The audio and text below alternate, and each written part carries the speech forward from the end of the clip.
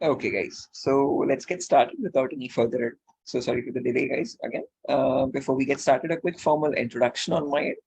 My name is Mohammed Shoaib. I'm a cybersecurity trainer certified from EC Council. EC Council is the leading organization for certifications in the cybersecurity domain. Okay. And the demo we're going to be having today is on the first foundational course called Certified Ethical Hacking. Okay. This is version 11, the latest version of the course. And this is taken up by people who are completely new to the concept of cybersecurity. Okay. Before I proceed further, a final quick confirmation. I hope the audio is fine. Any issues with the audio or the video, guys, before we progress further with the session? All Yes, dear. Yes, dear. okay, right? I'm so sorry. It's fine, dear. My voice, I have a bit of a sore throat, so my voice might be a bit unclear, guys. So if there's anything, please just let me know. I will repeat that. Bad sore throat. So yeah. There's okay, Muhammad Ali, Praveen Prakash, Srinu, and Sudeep, 4 members. Okay, right. So again, before we progress, this is a common question, but that students usually ask is again, as the name of the course itself is Certified Ethical Hacking. Let's try to understand what hacking is first. Okay, if I have to define hacking in simple terms, hacking is the procedure of trying to gain access to information systems. Okay, now these information systems could be anything. They could be from as small as a mobile phone to as big as a database or a web application server. Okay, and hackers try to gain access to them in the sense they try to get remote control of the system without the permission or the consent of the person owning those systems. Okay, and this is usually performed by hackers for their own benefit. So once they get access to the device, they can steal the data, destroy the data, or even sell that data to other third-party vendors. And some hackers are just so mischievous that they even do it just for fun. Okay. Now, if hacking seems such a criminalistic job or a malicious task, why do we have a term called ethical hacking? This is the second question. Because ethical is something which is completely legal. How could hacking become legal? These two contradictory terms are coming together in one sentence. Okay.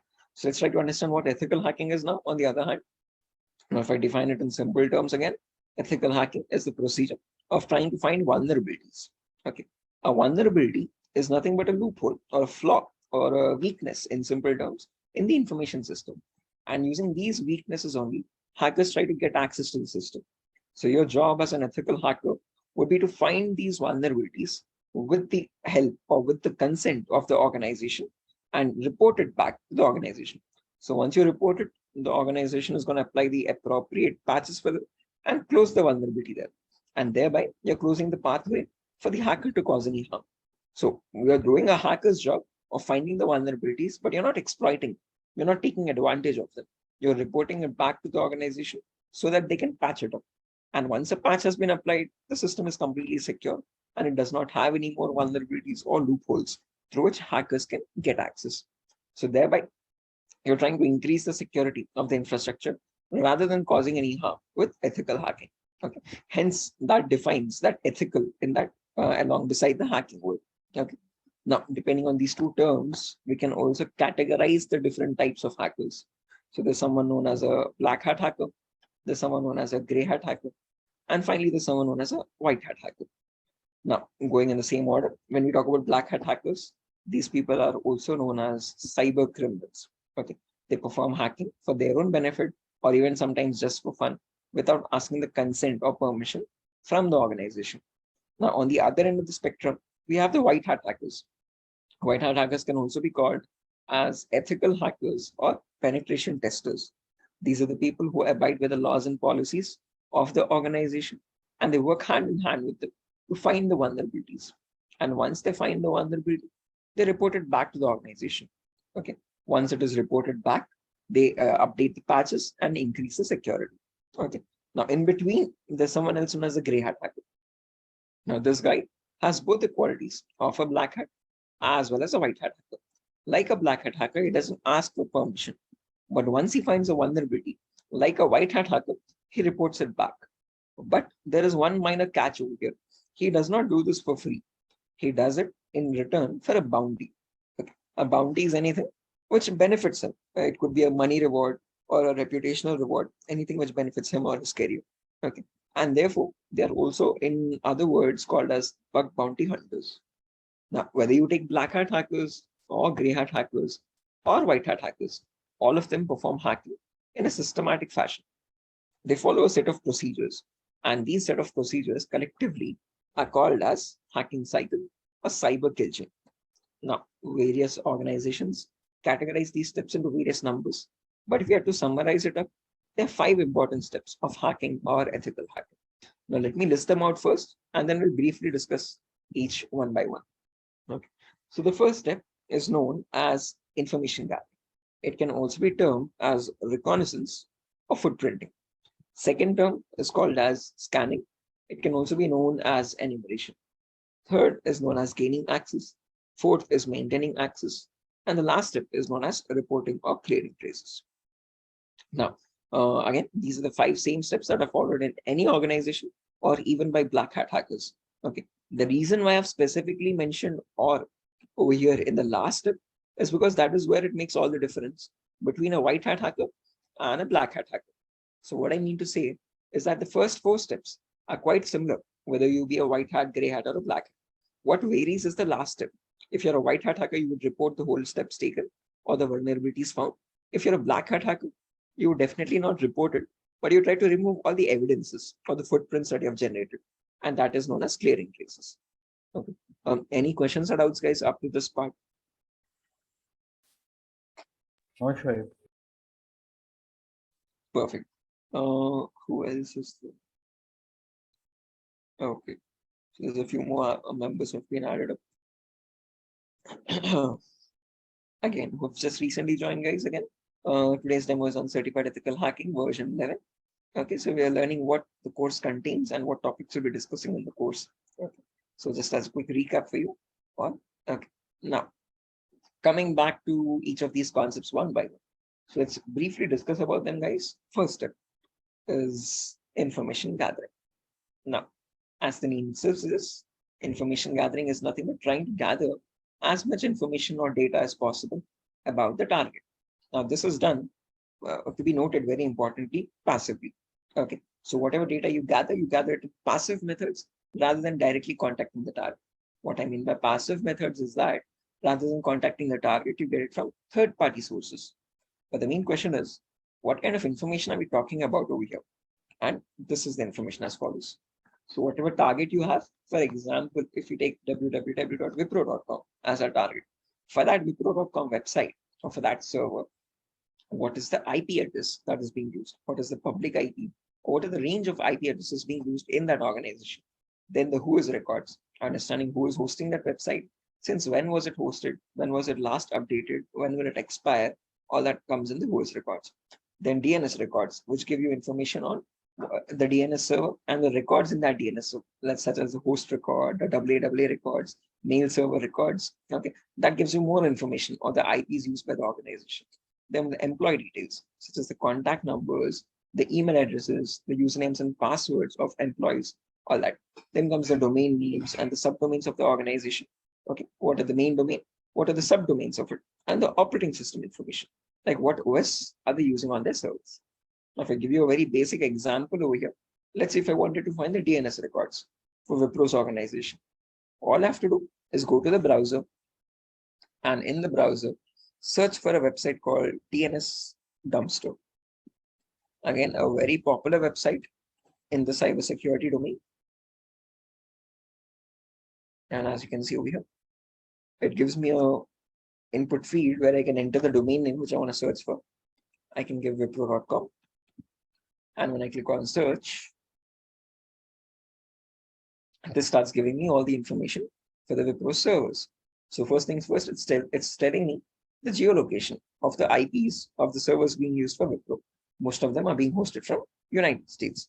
And it has 4 DNS servers. These are the exact domain host names, and these are the exact public IPs. Now, these IP addresses are very important for the hacker in the coming stages to perform scanning as well. Okay. So we know that it has 1 primary DNS server and 3 secondary DNS servers. And these are the exact IP addresses of it. Scroll down much further. Wipro is using outlook.com for the email. And this is the exact server IP for the outlook.com. Scroll down much further. These are the host records. So this is the main domain and the exact public IP for Wipro and the subdomains of Wipro and their exact public IPs. Again, as I've mentioned, these IPs are very important for a hacker And these act as attack vectors or the possible paths through which hackers can get access to devices. Okay, so this gives us the complete information on all Wipro's links and interlinks. Okay, and if I scroll on much further, it also shows me the complete network topology of Wipro's organization, which servers are connected to what are their IP addresses, and what are the other subdomains, as you can see. Okay, now most of the questions that are usually asked by students is that, sir, is this information genuinely accessible? I mean, is it legal to access it in this way? Yeah, definitely. Again, and Wipro themselves give out this information to the public so that they can access their services.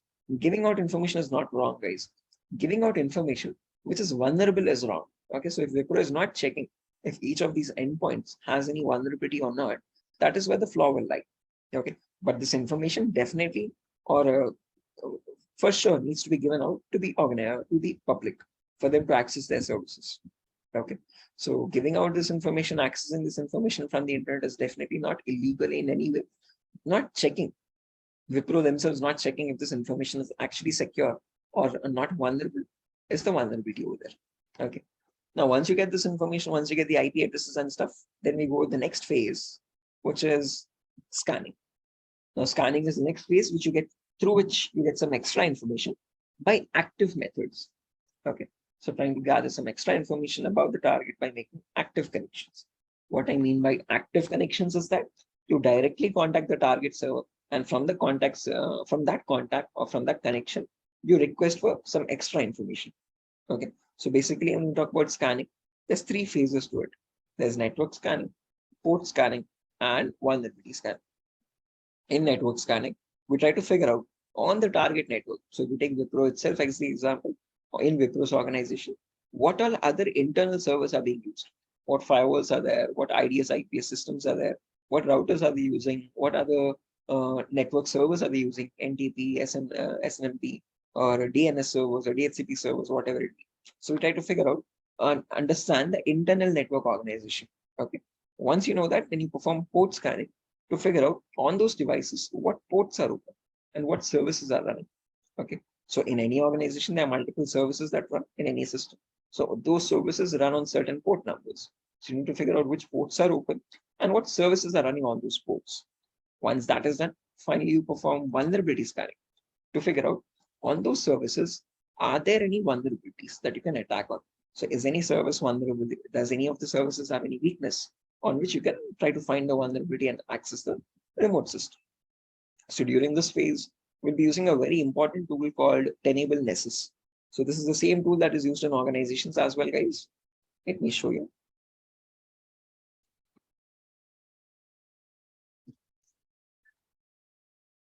This is the official website for that. And you can see this is quite an expensive tool. For 1 year subscription, it's around $4,000 or so. Okay. And we're going to be using the same tool in our lab sessions as well. So we'll understand how to install Nessus, how to run Nessus as well. So let me open up Nessus in my system. Local host call 8834.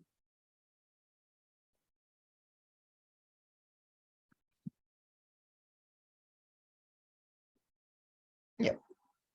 So I have Nessus installed on mine. And I'll show you how to install Nessus on your systems as well. And I'll show you how to run this in an organization and perform scanning. So once you perform a scan, as you can see, guys, it shows you the list of vulnerabilities on the target system. So all the vulnerabilities are categorized depending on the impact. So there are 5 impact levels: information-based vulnerabilities, low vulnerabilities, medium-based vulnerabilities, high and critical. So you categorize the vulnerability depending on the impact and the risk it can generate. And depending on that, you find the vulnerabilities on each system. Okay. From these, so if any system has a critical vulnerability, it means that there's a chance that hackers could easily attack that system and get remote connections. So our job as pen testers is to see to it that in our systems, in our organization, there are no critical, high or medium based vulnerabilities. Okay, so this is very important that you should see no red flags at all. And how do we mitigate that? How do we remove those red flags? This is what we learned in the scanning phase. Okay. After this is done, then we go with the maintaining access. So once you've gathered all the information, once you know what all the vulnerabilities are there on the system, now you need to attack on that system and check if those vulnerabilities are actually true or false positives. That comes where we have the gaining access part. Again, this is a huge concept, covers a vast variety of topics, and these are the topics as follows. Up to this point, guys, any questions or doubts? Again, so sorry, I have a bit of a sore throat again, so the voice might not be clear. So if you have any issues, please just let me know. Any queries or any doubts up to this part, guys? Shoaib. Hello. Yeah. Hello. Yeah. How much we can trust on these tools to check their securities and those things? Again, those are the top-notch tools, Sudhi, that are used in real-time scenarios. So they keep updating themselves dynamically as well with the latest vulnerabilities that are released in the internet on all around the world. So these tools are top-notch. Again, that's why they have that such a huge expensive pricing, $4,000 for 1 year subscription. So again, there's multiple tools. The reason why I'm showing Nessus is because that allows us to give a trial version, so we can understand how it practically works in our classes. Other than that, there's other tools as well. So if I show you, these are the same tools that I used in organization. There's something else called Nexpose. This is one of them. The vulnerability scanner, as you can see, Rapid7. This is another tool. But again, this does not have a trial version for us to understand how the tool works. Okay. Then along with that, there's something else called Canvas. As you can see. Canvas. Vulnerability scanner. Let me search for that. Right. Immunity. So these are top-notch tools. Again, graded for all multinational companies. Okay. So again, completely trustworthy tools with the latest dynamic exploitation and vulnerabilities. So yeah, this is the only possible scenario you have. There's nothing else that beats these tools to test for vulnerabilities. Sudhir. Hello. Thank you, Shoaib. Right, sure. Now coming back to this, when we talk about gaining access, guys, again, so sorry, not able to speak so clearly. But yeah, coming back to gaining access, when we have system hacking, first topic, when we talk about system hacking, this is where you try to find vulnerabilities in the operating system passwords. So you have a Windows operating system that you could be using Windows 7 or 8 or 8.1 or 10. So in system hacking, we learn how we can crack that password of the operating system. Or if you're unable to crack it, if it's too tough to crack, how can you bypass it without entering any password and still getting access to the internal system data? Okay, so if you have a locked computer, how do you bypass that lock and how do you access the internal files is what we learn in system hacking. Then comes malware attacks. Again, 90% of your cyber threats all around the world happen due to malware threats itself. Malwares are nothing but malicious softwares, and there's tons and tons of categories in them. There's viruses, worms, trojans, spyware, rootkit, whatnot. So we'll practically understand how to create each of these malwares, how to detect them on our systems, and how to remove them or prevent them from being installed. Okay. Then there's a bonus concept called malware advanced. This is, again, I'll be providing the resources for this. This is not a topic in CH curriculum from EC Council, but I've just added this as a resource for you to understand how malwares are developed. So I'll share the resources of creating your own malwares using Python program. Okay. Then comes network penetration testing. This involves finding the vulnerabilities in a local intranet. So again, as I've mentioned, there are multiple servers in an organization. There's SNMP server, SMTP server, mail servers, DNS servers, DHCP servers, FTP servers, whatnot. So we'll practically know how to test each of these protocols and servers and find vulnerabilities in them and how to mitigate them. Then we have a few network attacks as well: sniffing attack, man-in-the-middle attack, hacking Wi-Fi routers, cracking their passwords. All that comes in a network pen test. So we'll see how hackers can capture your data if they are in the same network along with you. That comes under sniffing and man-in-the-middle attacks. Okay.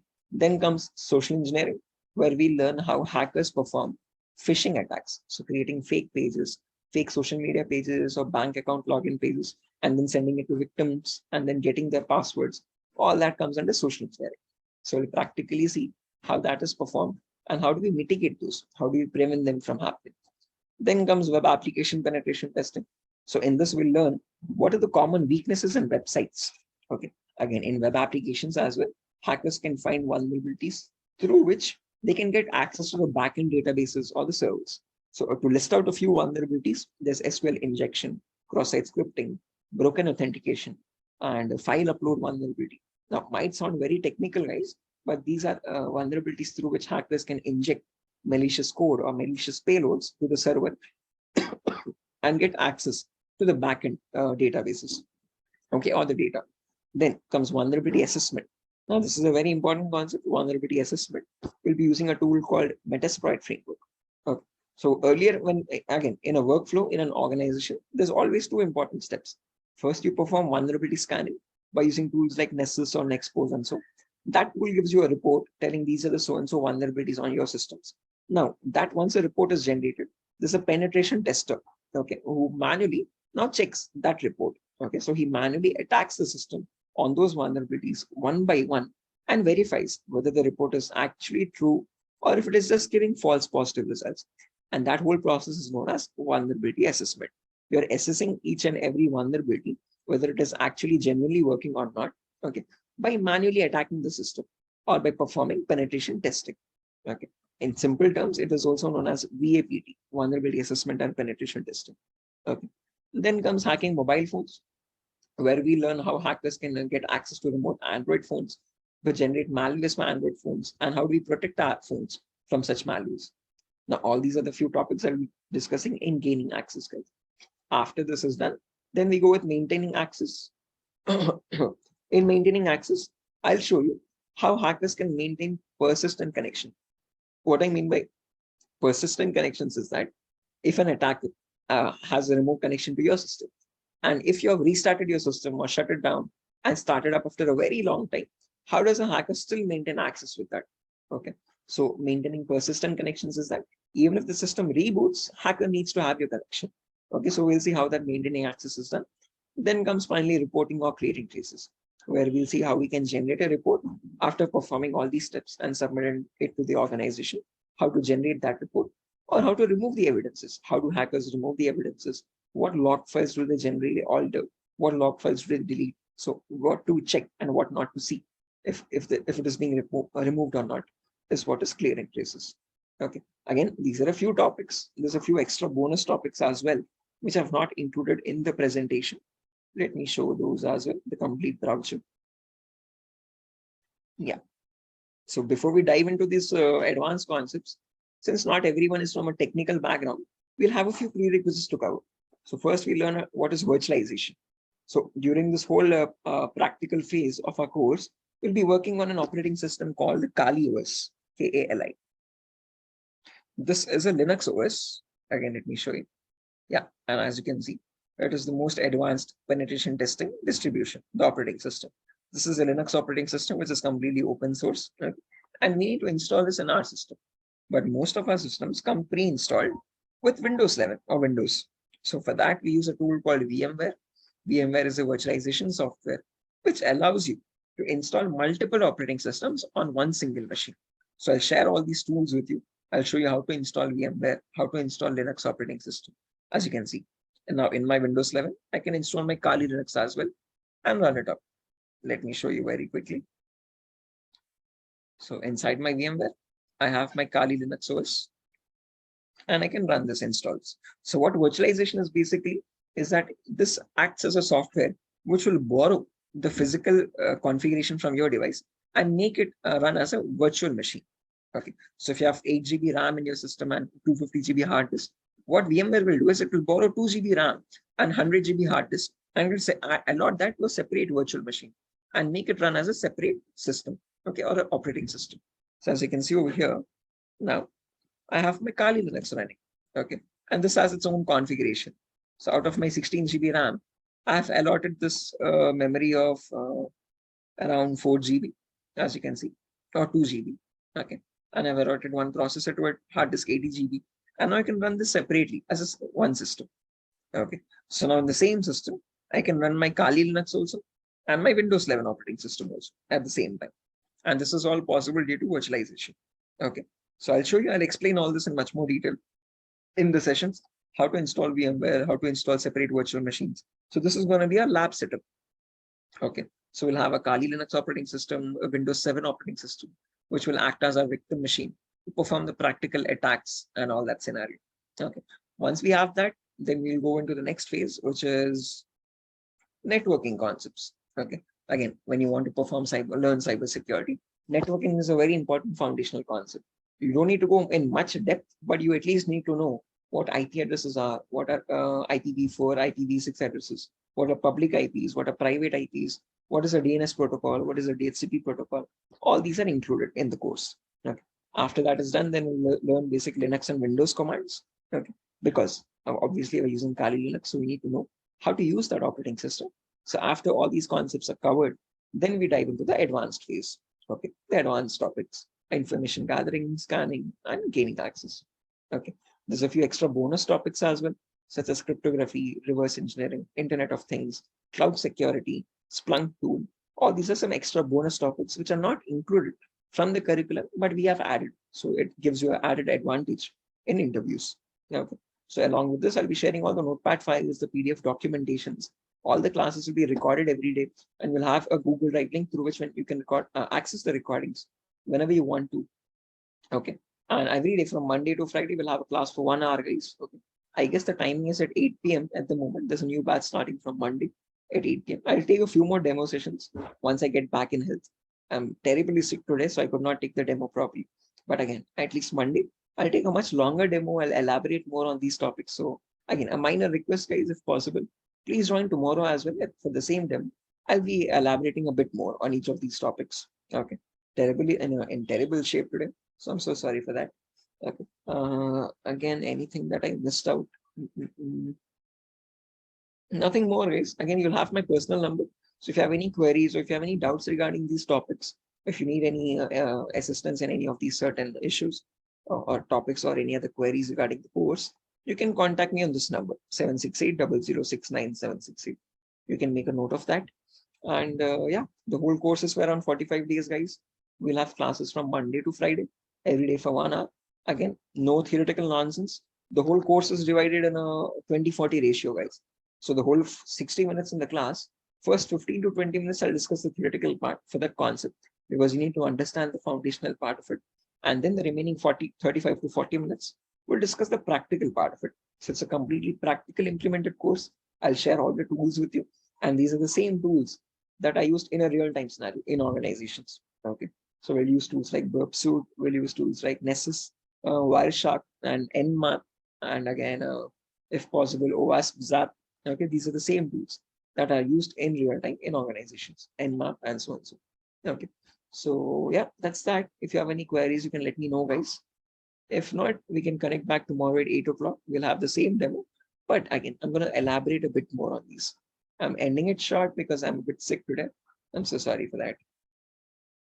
So any questions, guys? Anil, Praveen, Srinu, Sudhir. Who else?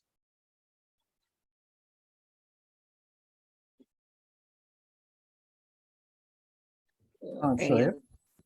Yeah, Sudhir, I can hear you. Yeah, for that we can learn any scripting or any programming skills. Again, if you in cybersecurity, you don't need to learn the programming much, but if you have that knowledge, it's much better. Preferably Python 3, because most of the times you come across malware attacks. Okay, and malwares are usually written in programming languages like Python and Ruby. So if you want to understand that malware, break open that malware and see how it is working, for that part you would need coding language. Other than that, anywhere else you don't need much programming or development knowledge much.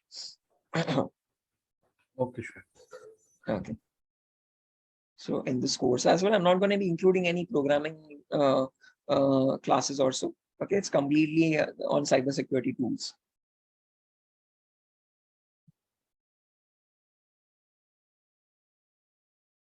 Any other questions, guys?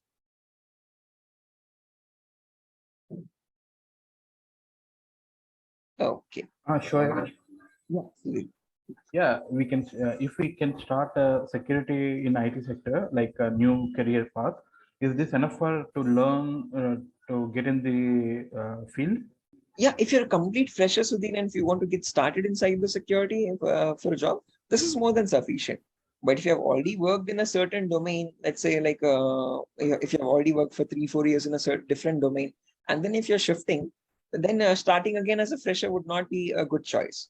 I would recommend then after CH is done, go with one more course as well, like web application pen testing or mobile security or cloud security, a specialization course. Again, I offer web application security for people who want to go with the advanced courses as well. So after CH is done, Then there's another advanced course called Web Application Security or Penetration Testing. So if you're a fresher, CS is sufficient. If you're not a fresher, if you're shifting your domain from one domain to the other with a few years of experience already, then rather than starting a fresher, add a few more courses, add some experience in that, and then you can jump. It's easier to progress. Okay, thank you, sir. Sure. Any other questions, guys? Sure. So yeah, that's it, guys. Nothing further for our session today. Again, so sorry, I'm ending it short today. Terrible sore throat. Please do join tomorrow at 8 p.m. if possible. Again, I'll take the same demo, but I'm going to be a bit be more elaborative. Okay. So yeah, that's that, guys. I'll exit the session. I'll see you tomorrow. Have a good day. Bye-bye.